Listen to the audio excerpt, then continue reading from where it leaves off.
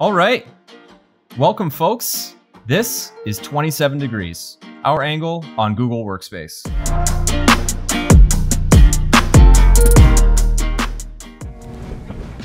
My name is Troy. His name is Rowan. We are your hosts, and we are here to bring you all of the latest updates, our go-to tips, and best insights working as a Google Workspace partner here at SADA. And in this special episode focused on the public sector, we are thrilled to be welcoming our very first guests to the program. I couldn't be more excited to be hosting our first set of guests from Google to share their insights and angle on various aspects of Workspace. There are so many different teams and roles in Google involved in the Workspace operation, different perspectives that they can share on the technology. So I think it's going to make for some fascinating conversations. Today's episode specifically, we're going to focus on the benefits of Workspace for the public sector. So we have three special guests from Google who bring decades of experience and insights from this sector to share with us. And it's a little bit of a different format today, so we aren't starting with our updates at the top of the show, but don't worry, the content is still top notch. We wanted to give ample time for these guest interviews, so without further ado, we'll throw it right over to our first conversation with Jeff Brown from Google.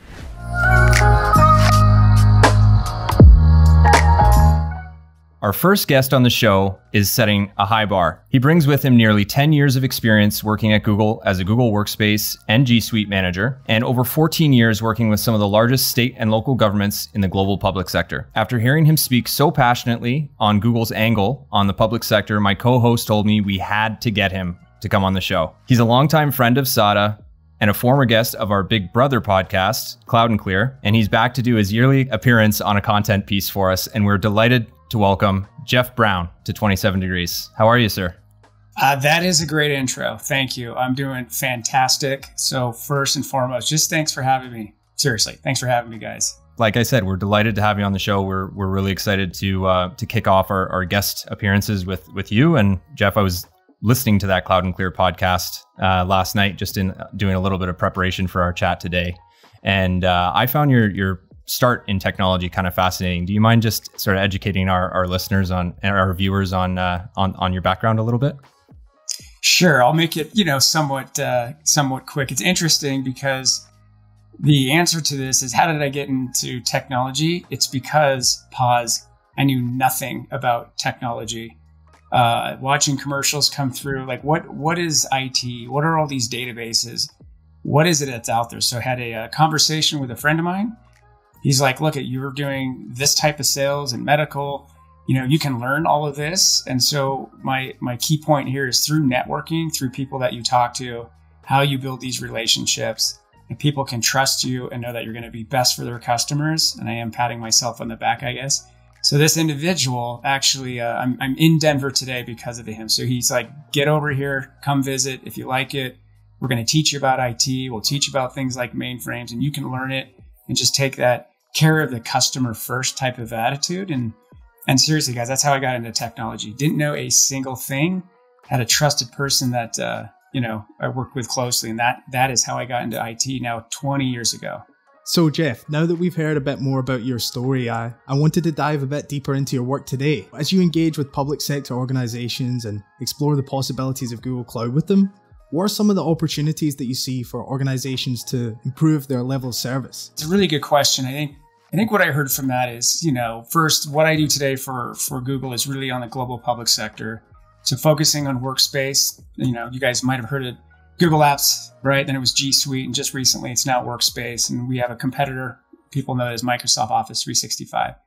The question I ask is, what are some challenges, or what are things that I've, come across? And I think the way I would like to talk about this is really just a very general statement. And I would challenge, I say that boldly to customers here, if you're in the government sector, regardless of if you're in the local or you're in the provinces, right? Or you're in the state, city, county, you got me. I would challenge you to say this. If I look at your websites, the things that taxpayers pay for are for you to deliver services to your constituents. And that's my point. And I think most C-levels and people in the public sector would go, you're right. Again, if I look at each department, transportation, health and human services, revenue, and I look through like what we do and what we serve, 95% of the time, it's about giving services, delivering down to those constituents. Okay, you guys are nodding. That's the way I would like to start the conversation. Because then now the bold statement is this: you're trying to create better digital services, this navigation into here's all our services. Let's make it more and more available and transparent to the individuals that are trying to receive these services. How are they even finding your services? Do they maybe use Google search? Probably a pretty high likelihood. If you were engaging with them and you had to get an email from them and you're going to correspond with them, our stats show you got about a high 60s, if not 70% chance they have a personal Gmail. How are they going to find your location or your office? Probably using Google Maps. Are they holding an Android in their hand? 50+% are probably actually holding an Android in their hand. If they're searching a browser in the weekend, our weekend stats show Chrome browser, right? Off the charts when it comes to that use.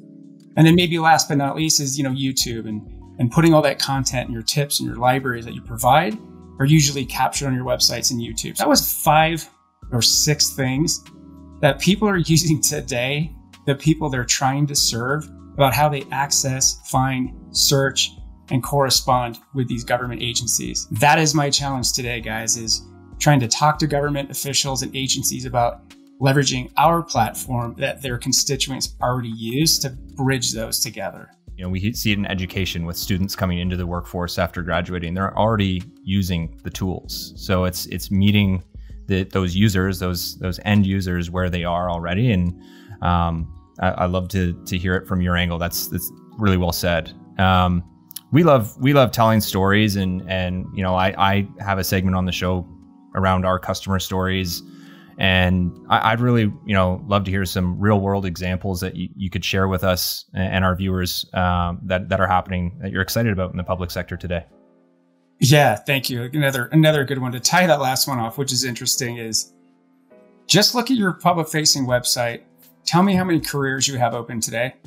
What do you got? 1,000, 800? Obviously, depending on how large it is. Where are you going to recruit from? Troy, to your point, is there is this massive EDU footprint. So here's an interesting story of, here's a few of them, but this one I like because it's embarrassing for me. So here you go. Pandemic is happening. We're in the heart of it, about mid last year. There's a really nice success story we have from one of our customers about doing virtual visitations. So they set it up. They got everything, appointment slots. So if I have to visit somebody or do some type of service, I can use our video conferencing. You got me, right? They're using the platform they use today. So I'm so excited about this use case. So here's the story begins. And I call another customer and I'm like, this use case, you guys do this. Let me show you. So I start going through the demo. It's all publicly available.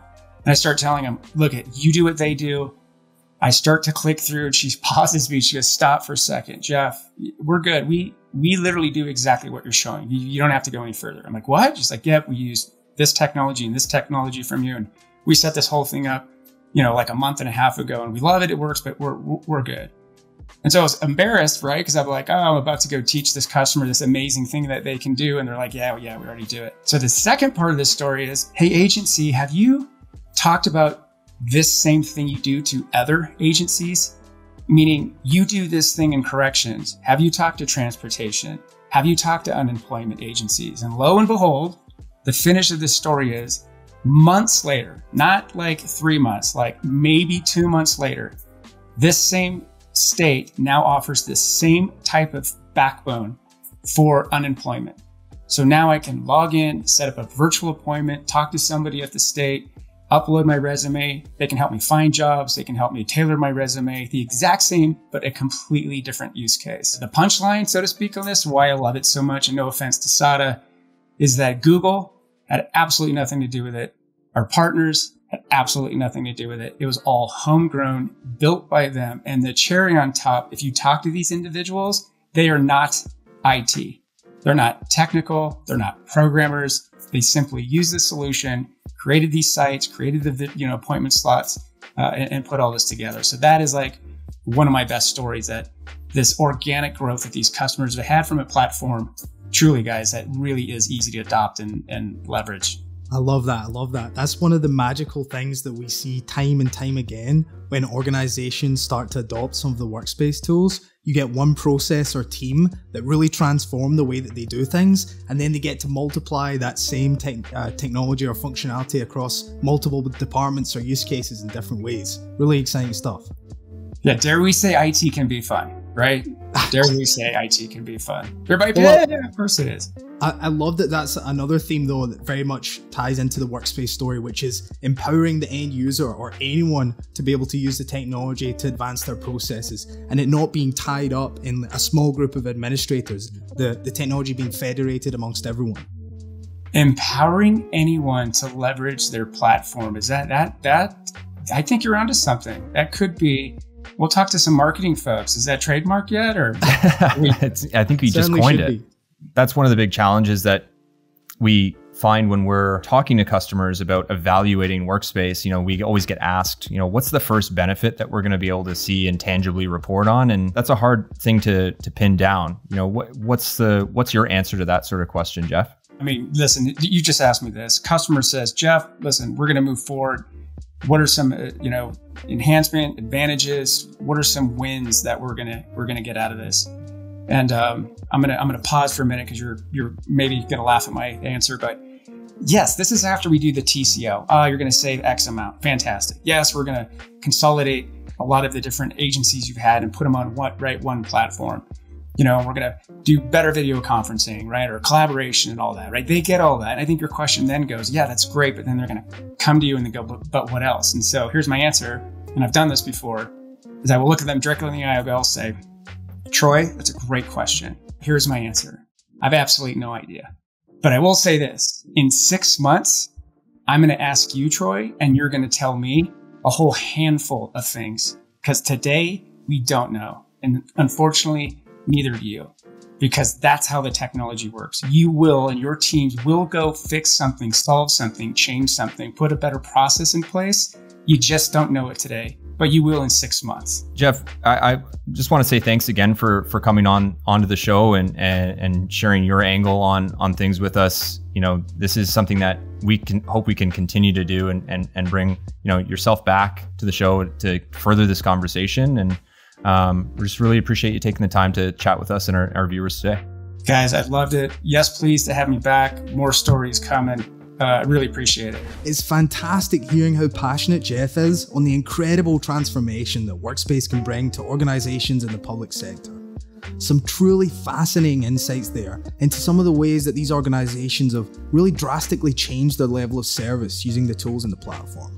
Especially that wonderful example of the virtual visitation system using Google Meet and Calendar. And I love Jeff's somewhat comical answer to the question that he often gets asked when organizations are evaluating a move to the platform. That question being, we understand the immediate benefits that we'll experience in terms of cost savings, collaboration, reliability, and security, but what are some of the impacts that we haven't considered yet? There are so many different potential ways that Workspace changes the way an organization operates that Jeff is able to confidently answer at this point. He doesn't know, and neither does anyone.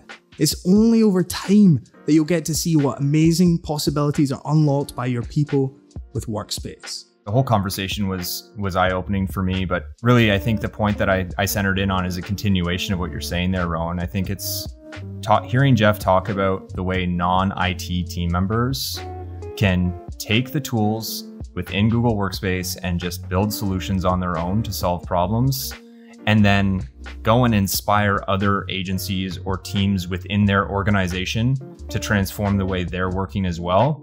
I think it just speaks to how deep and how wide the impact of a move to Google Workspace can be. I also have to note that watching that interview back was a little bit painful for me. Thank goodness the sun is starting to make an appearance here in Ontario. Jeff, if you can't tell by my current rosy complexion, I'm making an effort to keep up with your golden tan there, my friend. Next up, we have not one, but two senior members of the Canadian public sector team at Google. Here's our conversation with John Cousens and Alec Humes.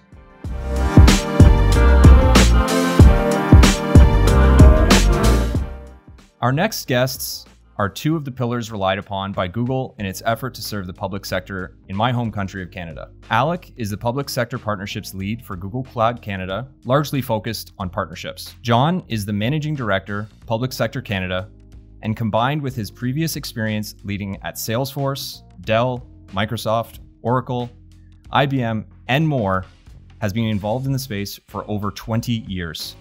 We are thrilled to be joined by John Cousens and Alec Humes. Welcome to the program, guys. It's such a pleasure to have you both join us, John and Alec.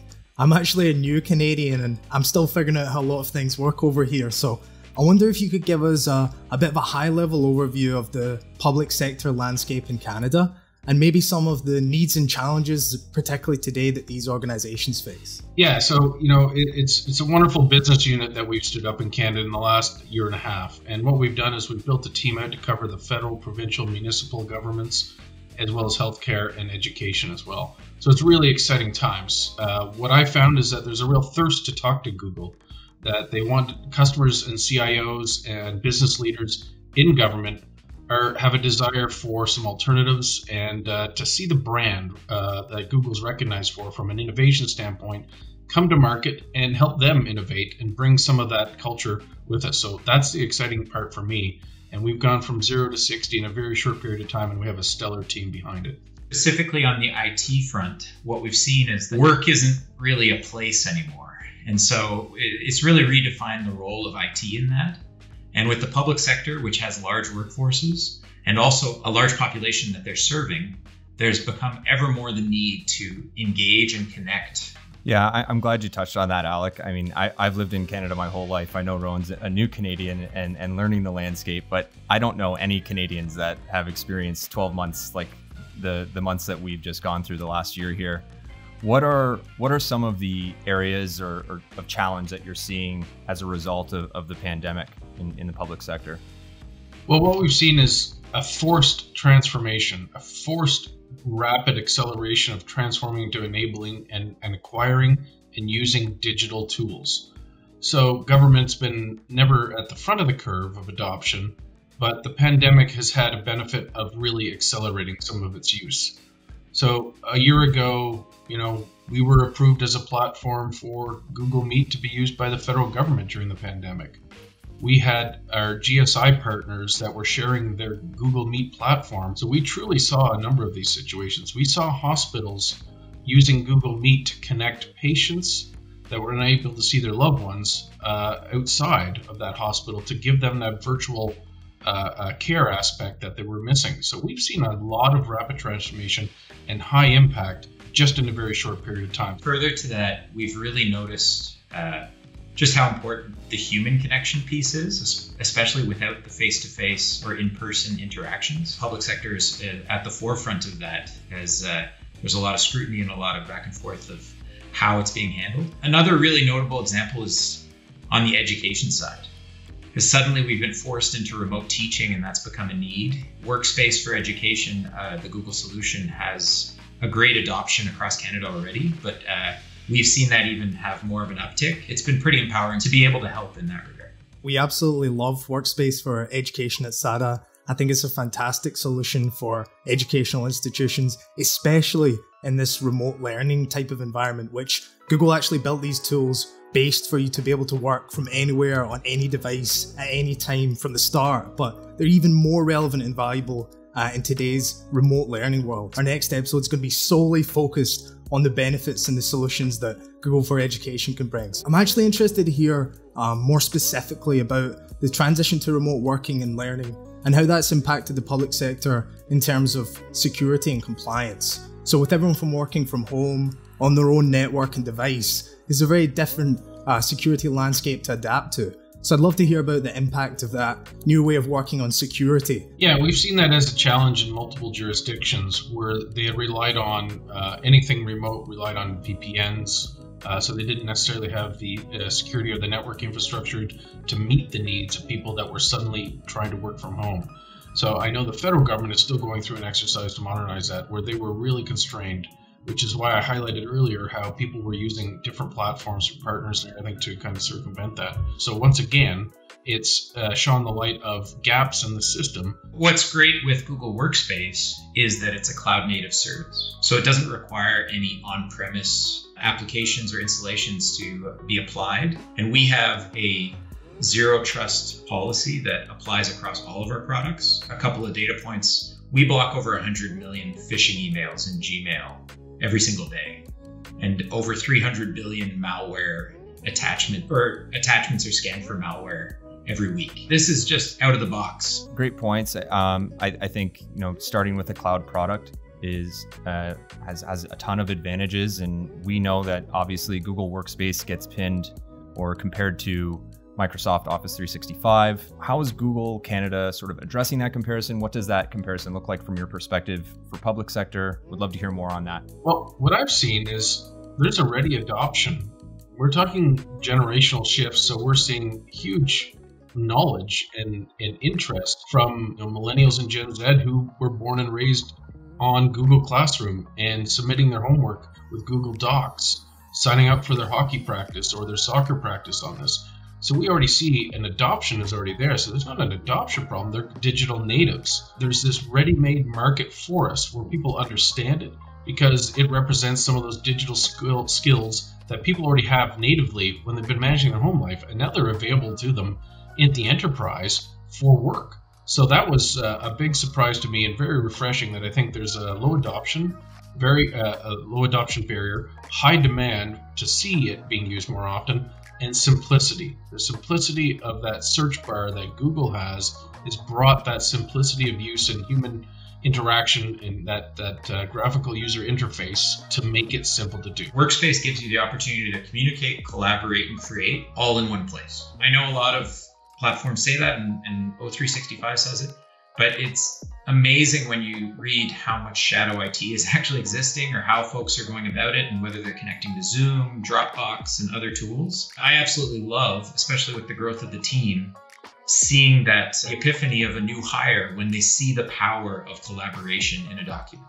You see 5 Googlers in an RFP, and then we add a partner and the like, and it's amazing how much of a change that actually has. And most of them come from an environment that was running Office 365, and I think that's telling enough. I can give you examples in the last 12 months that I've had assistant deputy ministers sitting in their kids' playroom at home, and somebody stole their daughter's iPad and logged into a Google Meet meeting, and that was fascinating. He said it was easy, right? And it just became that. So that compare that paradigm to what they were previously. They had their laptop, they had to boot it up, they had to log into a VPN, then they had to click on some tabs, or they had to dial into something. So it was a real paradigm shift, and I think people were really awoken to simplicity. Yeah, and those results that you're talking about, that sort of that epiphany moment, I think is exactly why Rowan and I started this show. I think that's what makes us love doing this work so much, we do genuinely feel like we're getting to help a lot of people in this transformation. I love the point that the Google services, or so many of the big Google services like Search or Maps, or even ones now like Drive and Gmail, that are adopted by billions every month and used by billions in their personal lives. I love that also bleeds into them wanting and demanding those tools in their organizations too. And that's why we see, Alec, as you highlighted, that shadow IT happening, where people are just frustrated with the tools that don't work for them, and they see in their personal lives they have access to tools that are much more efficient. So that's where Google Workspace can come in and unlock these amazing cloud-based tools for everyone to use. Yeah, I mean, it's also worth noting that Google Workspace is compatible with Microsoft solutions. Where they have concerns that it's a PowerPoint document or a sheet, they're actually thrilled to take it off of SharePoint and create a Workspace version that they can access. It's resonating more and more, especially in the times that have been thrust on us in the last 12 months. Yeah, we've heard stories of a newly elected official asking his staff if they could just share the budget documents via Google Docs. So that changes the game. That tells you that this isn't your grandfather's or your father's software anymore. They are truly digital native, and they're looking to demand to use this on a daily basis now.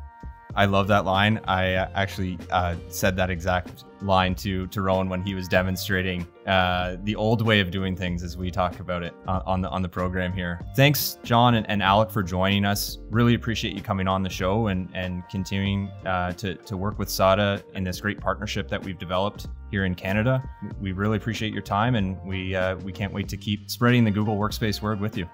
What a chat. I'm so glad that Alec brought up the out-of-the-box security that comes with Google Workspace. And then it was great hearing John build upon the impact that Google's zero trust policy can have for government and public agencies. Absolutely, Troy. It was wonderful to hear about how the public sector has adapted to the sudden transition to working remotely using the Google Workspace platform. I thought that John's point on the huge adoption of the Google tools both in the education sector and in the consumer world, is a very important one. Something that we're increasingly noticing at SADA in our conversations with organisations both in the public sector and elsewhere is the abundance of shadow IT, where people are using the Google tools that they love in school or university and their personal lives for the purpose of work because they find them so effective. Listening to them go back and forth with example after example was exactly what we had in mind when we invited two Google veterans like John and Alec onto 27 Degrees. So we will also be looking forward to the next time you're on the show, gentlemen. Thank you. That's it for another episode of 27 Degrees, folks. Thank you for tuning in. We're so thankful for the three amazing guests that we had on today's show, and we hope you enjoyed this special look at the public sector for today's episode. Next up is education, and you're not going to want to miss it. To stay up to date with all the latest episodes of 27 Degrees, you can go to sada.com/cloudquarters, subscribe to our YouTube channel, and turn on notifications. We can't wait to see you in 2 weeks when we come back again to give you our angle on Google Workspace.